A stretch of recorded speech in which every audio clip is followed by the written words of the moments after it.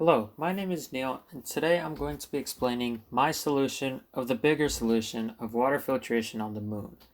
So my objective was to create or innovate a system in which the collected water that needs purifying is properly adjusted to the necessary specifications. For example, if the temperature of the water needs to be 100 degrees Fahrenheit for an effective filtration, the system will measure the temperature and automatically heat or cool the water to the necessary temperature. So the 5 design criteria that we follow are cost, sustainability, water purity, scalability, and accessibility. So the cost cannot be too high as all the stuff for the solution needs to be transported to the moon along with other resources. The sustainability, we cannot have the solution making too much pollution and waste as it may harm the moon ecosystem and possibly affect the living standards of the habitants there. Water purity, the solution has to get the water at its necessary specifications, or else the filtration might not be ideal and there still might be contaminated water. Scalability, the solution has to have room for expansion in order to suit the growing population on the moon.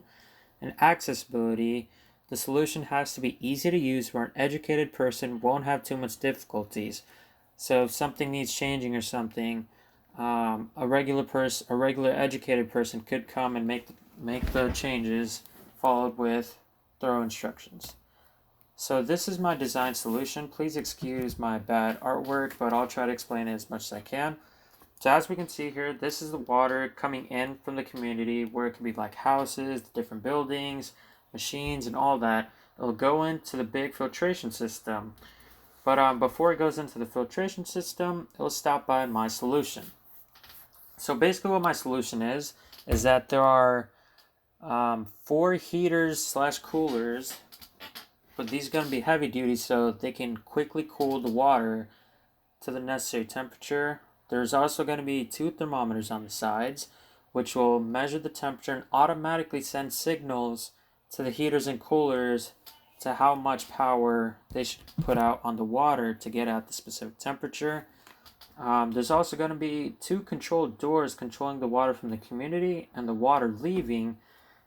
This is because, it's better to maintain the surface area inside the dome as it affects how quickly the water can be cooled. And last but not least, all the waters and coolers are going to be powered by small power units, which will be powered by solar energy, since there's a lot of solar power on the moon. So our evaluation matrix, I give it a 3 for cost because I feel like it shouldn't be too expensive, but the only expensive part might be getting the heaters and coolers to the moon. Sustainability, I don't see any pollution coming from these machines, probably a little bit, but shouldn't be too much to impact the ecosystem. Water purity, I would say it's good. Because it does get the water to the necessary temperature, as well as if it's being heated, it might even prematurely kill some bacteria. I give it a 3 for scalability because I don't see a big hassle to expand. All you need is a couple more heaters and coolers and probably just expand the space in which the water travels through, and that'll be it.